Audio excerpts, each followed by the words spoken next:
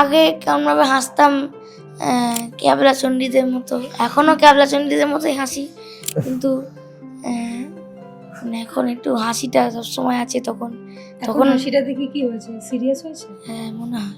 কে বললো এটা?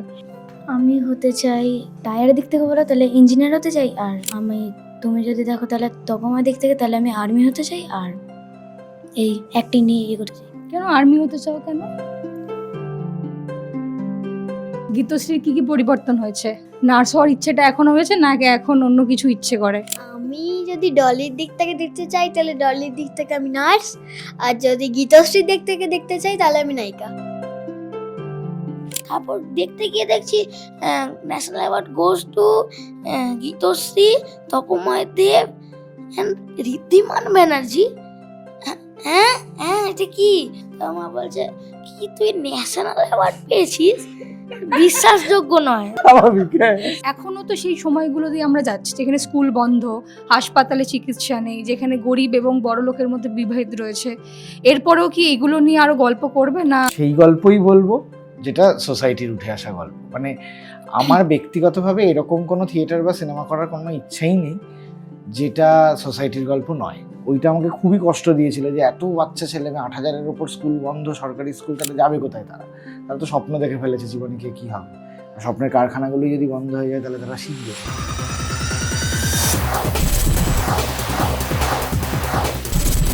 খাচ্ছে দেখেছি ঠিক, কিন্তু ও গিলছে না। চাপ আছে অঙ্কটা কিচ্ছুতে মিলছে না। দূর, অত চাপ নিয়ে লাভ নেই।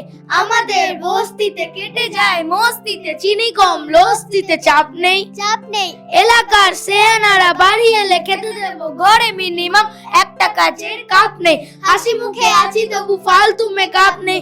বড় হবো একদিন, পেন আছে কাপ নেই। চাপ নেই, চাপ নেই, চেপে জানা অত চাপ নিয়ে লাভ নেই। চাপ নিয়ে লাভ নেই, চাপ নিয়ে লাভ নেই।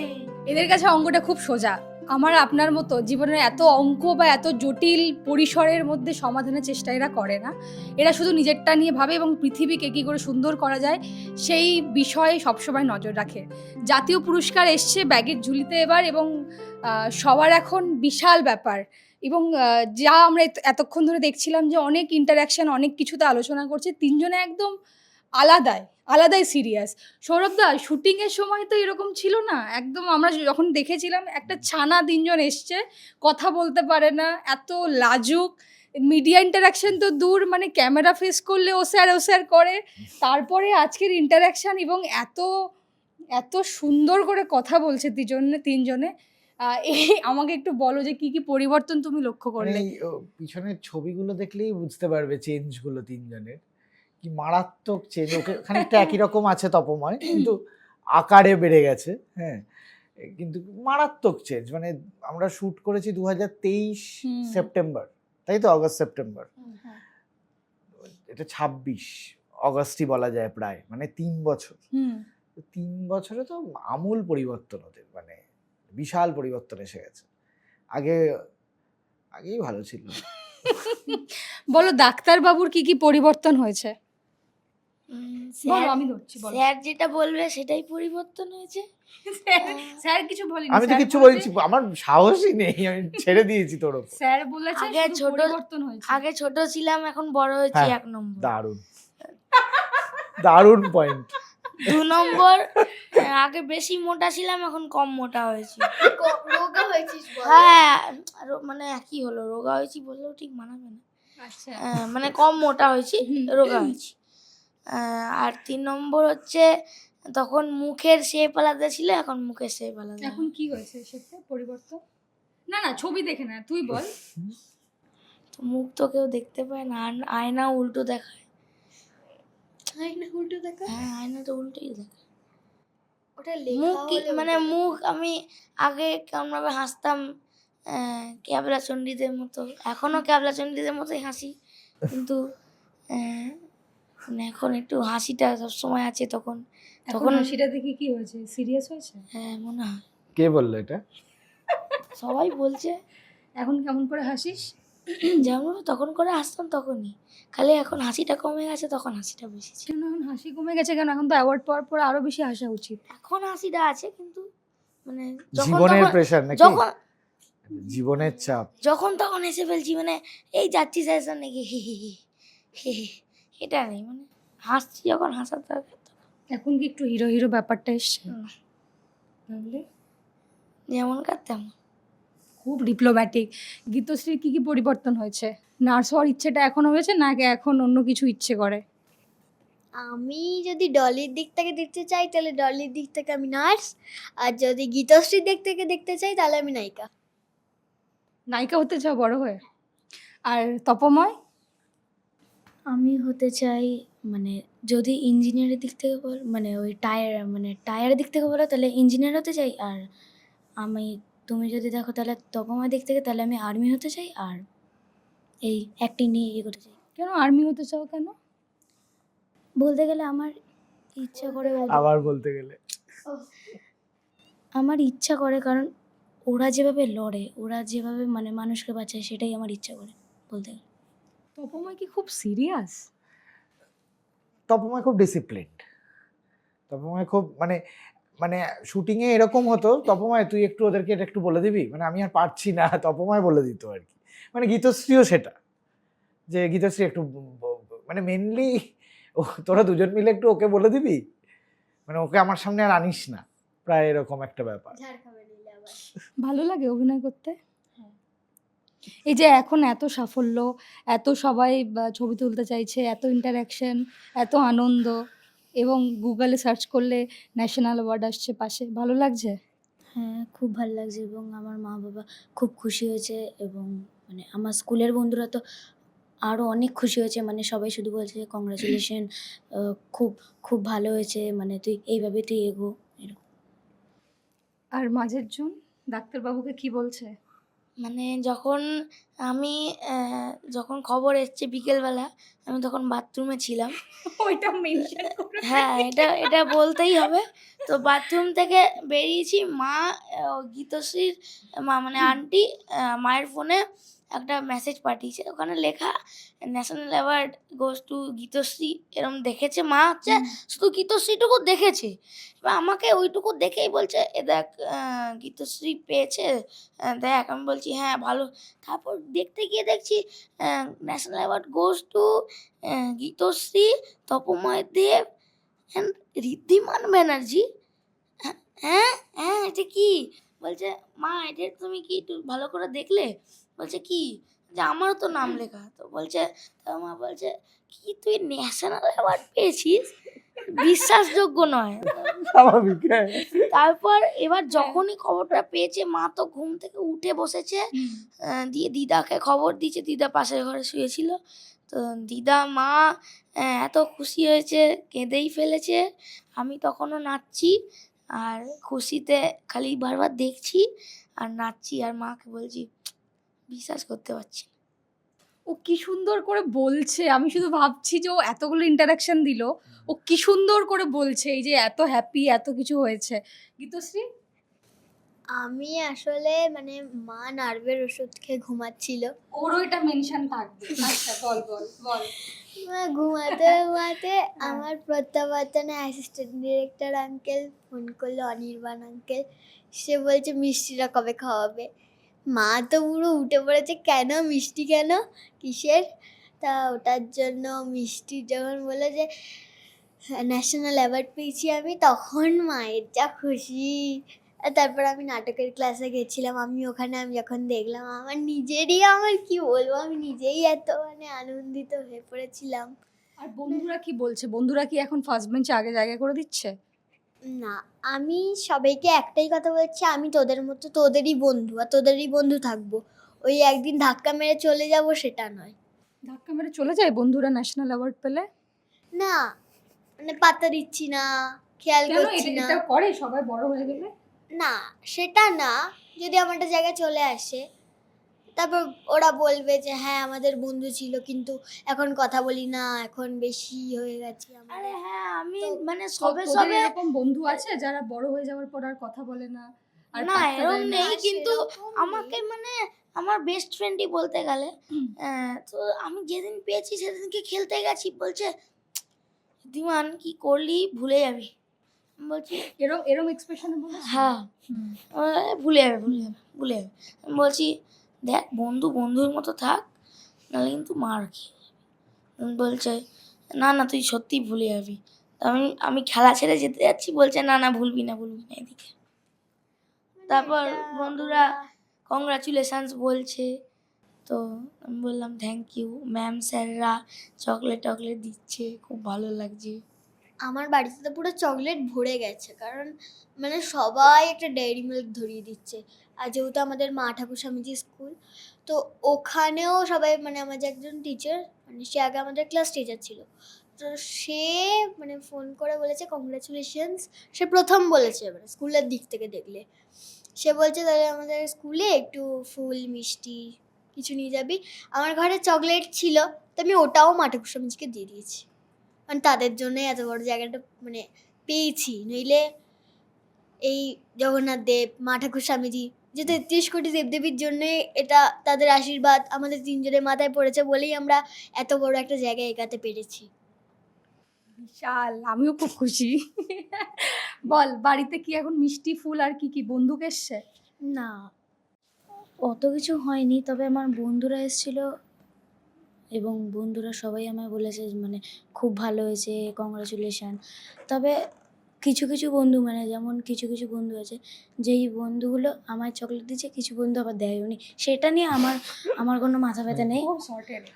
আমার আমার মেনলি আমি যে এইটা যে পেলাম, মানে এই ন্যাশনাল অ্যাওয়ার্ডটা যে পেলাম, এইটা নিয়ে আমি খুব খুশি। এবং আমার বাবা মা যে এত খুশি হয়েছে এটা আমি প্রথমবার দেখলাম, মানে আমার বাবা মার মুখে যে এতটা সুন্দর হাসি। বাহ।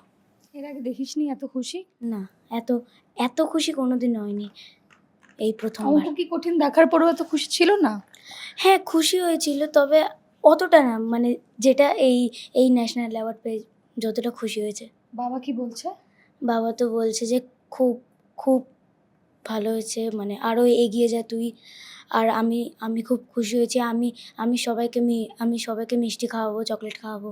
আমার বাবা রাত 11:30টার সময় কাজ করে এসে বলছে পাপা কি হয়েছে, কংগ্রাচুলেশনস দিয়ে আমি এবার প্রণাম করলাম। বাবা এসে আমাকে আগে দুটো হ্যাপি ডেন ধরালো, দিয়ে বললো এটা রাখ আর বড় একটা সারপ্রাইজ আসছে। চকলেটের নামটাও মেনশন করতে হবে। হ্যাপি ডেন দিয়েছে বলবো না? দেখো ডাক্তার আলটিমেট, ওকে কিন্তু ব্র্যান্ডটা মেনশন করতে Prescription, হবে। হ্যাঁ। হ্যাঁ, আর ইঞ্জিনিয়ারের ব্যাপারটা হচ্ছে ওপর বলে দিলেও ভেতরের কিন্তু কিভাবে কি প্রিপেয়ার করছে সেটা বলে না, এটা তো জানিস। হ্যাঁ।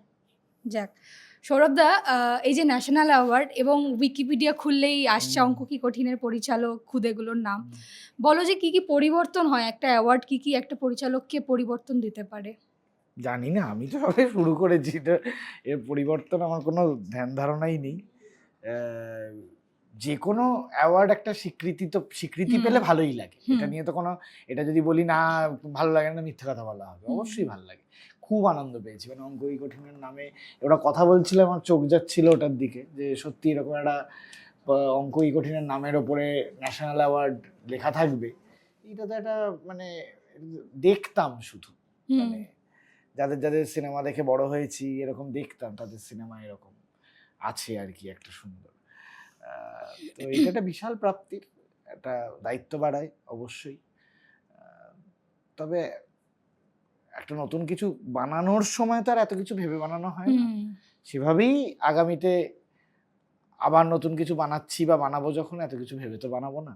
যেভাবে আমরা এই সবাই মিলে একটা অনেস্টলি কাজ করার চেষ্টা করেছি সেইটুকুই করার চেষ্টা করব। বাকি স্বীকৃতি আসুক না আসুক, গল্প বলা কাজ, গল্প বলে যাব নিজের মতন করে, স্বীকৃতি পেলে আনন্দ হবে।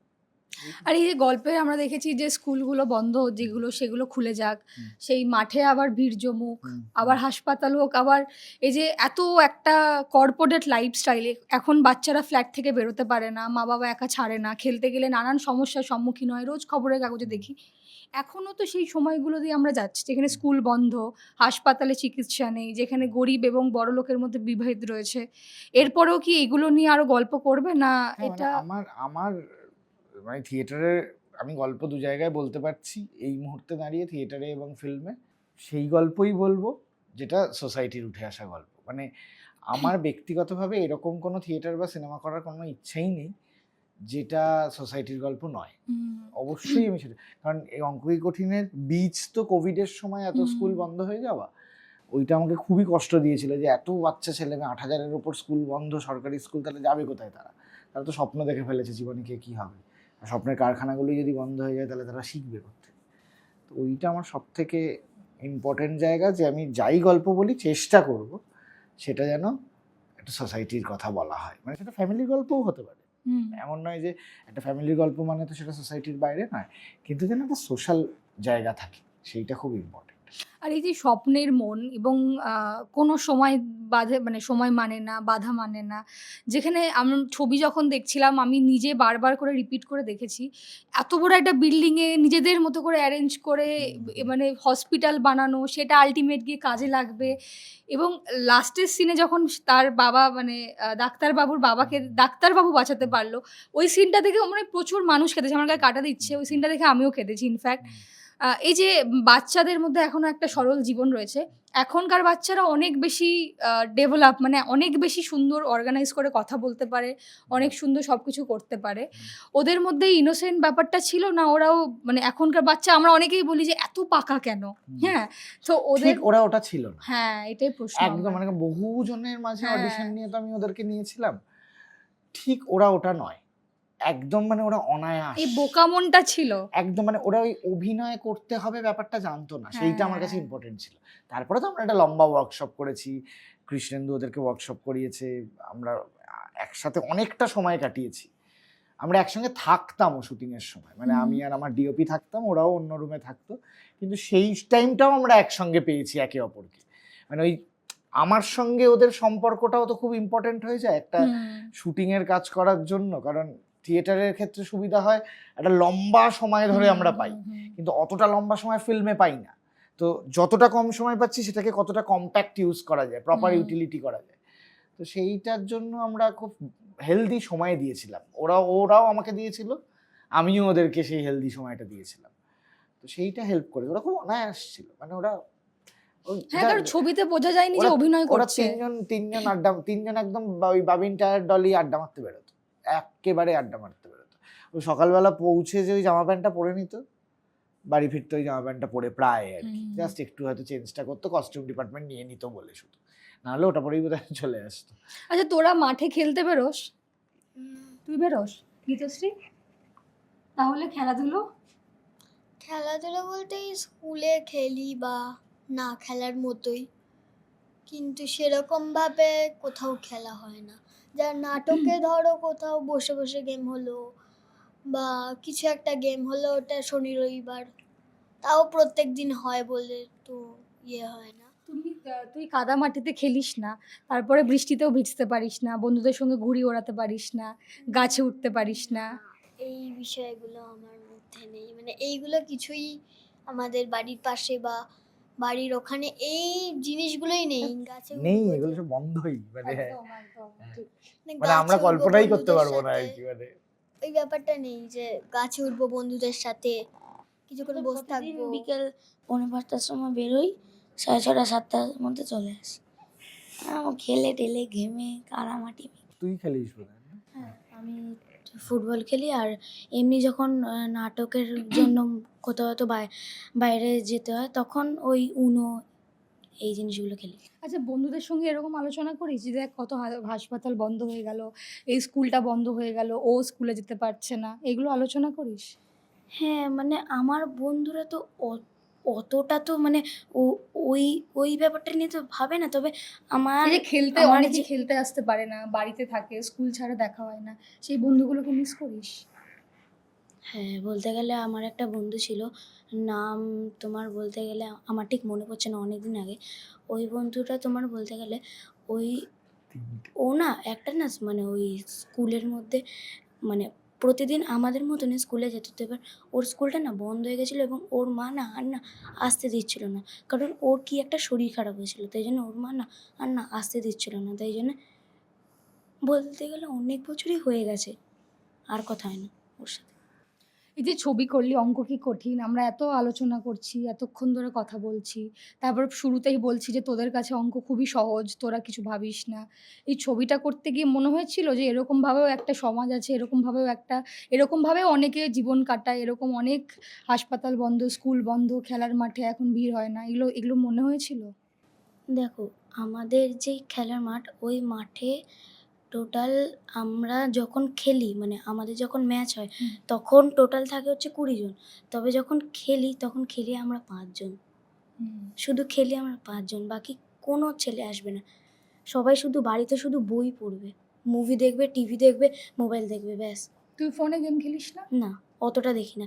বরঞ্চ যেই সময় হয়তো আমি হয়তো খুব বোর হয়ে যাচ্ছি, মানে আর ভালোই লাগছে না, ওই সময়টা মায়ের থেকে নয় মোবাইল নিলাম, তখন একটু, তবুও আমি তোমার 5 মিনিটের জন্য তবুও নিই, ব্যাস, তারপর আবার দিয়ে দিই মাকে।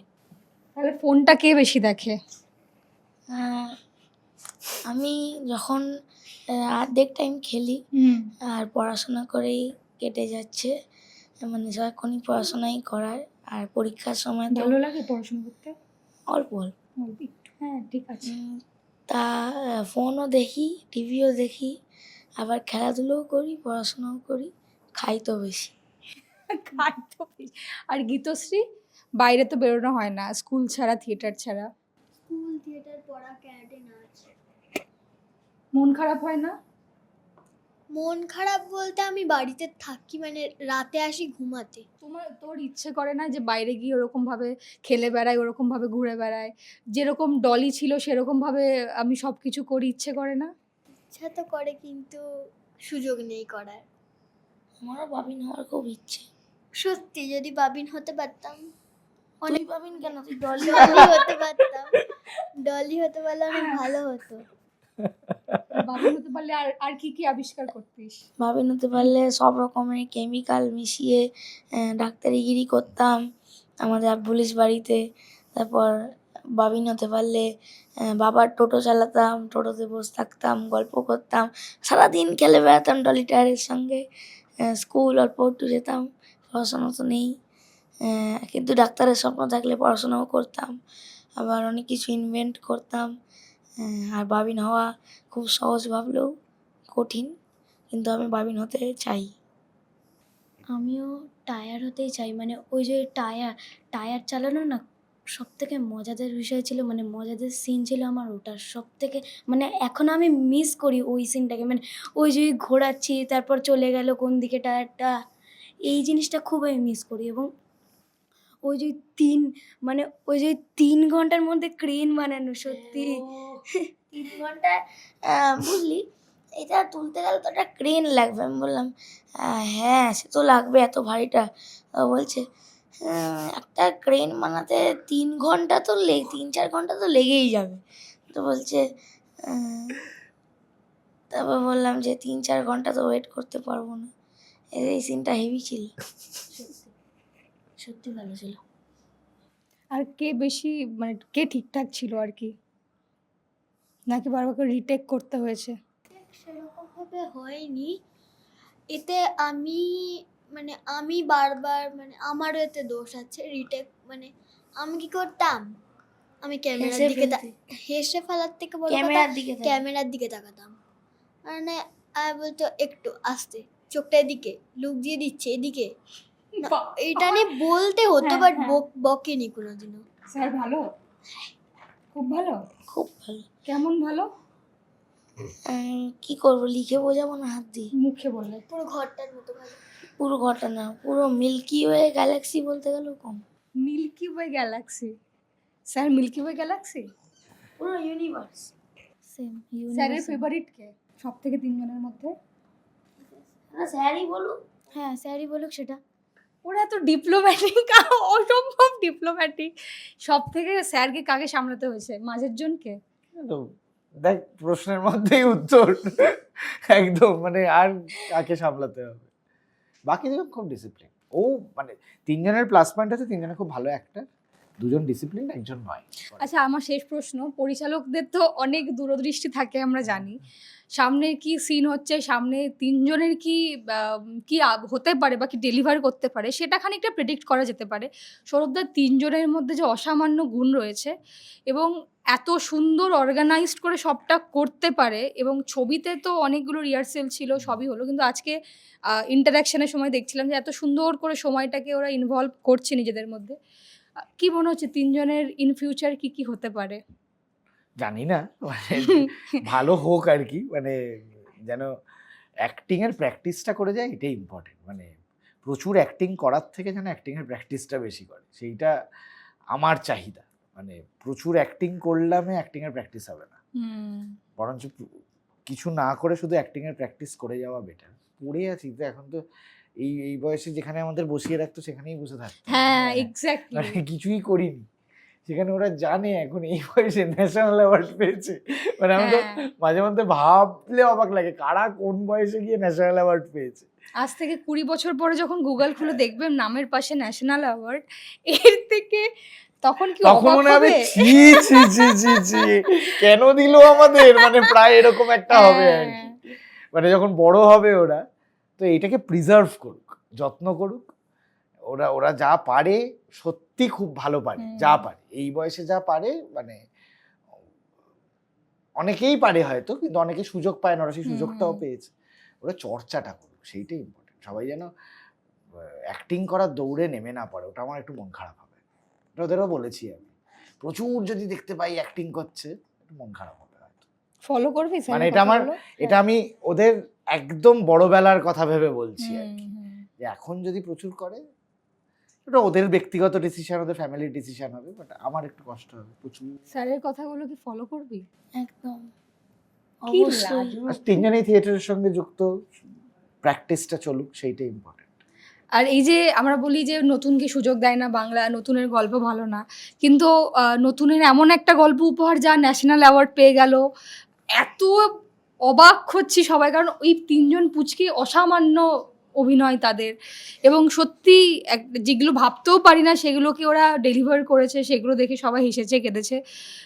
বাংলার এই মিথগুলো মনে হয় শুধু মিথই না, এগুলোর পেছনে কারণ আছে বলে মনে হয়, নাকি সত্যি এই ন্যাশনাল অ্যাওয়ার্ড পাওয়ার পরে মনে হচ্ছে যে শুধু কাজটা দিলে আর কিছু লাগে না? ন্যাশনাল অ্যাওয়ার্ড না পেলেও আমার তাই মনে হতো, শুধুমাত্র কাজ কন্টেন্ট ভালো থাকলে আর কিচ্ছু লাগে না। মানে এটা প্রমাণিত হচ্ছে, আরও তীব্রভাবে হবে আগামী দিনে। মানে আমি বলে নয়, অনেকজন আমাদের থেকে অনেক জুনিয়ররাও, যারা শুধু ছবি বানাবোটাই, ছবির গল্প বলবোটাই উদ্দেশ্য, কাকে নিতে হবে এটা উদ্দেশ্য নয়, তার মধ্যে কিছু চেনা মুখ এলে আপত্তি নেই, কিন্তু আমার বক্তব্য ছবির প্রয়োজনে কাস্টিং হোক, কাস্টিংয়ের প্রয়োজনে যেন ছবি না হয়, সেইটাই ইম্পর্টেন্ট।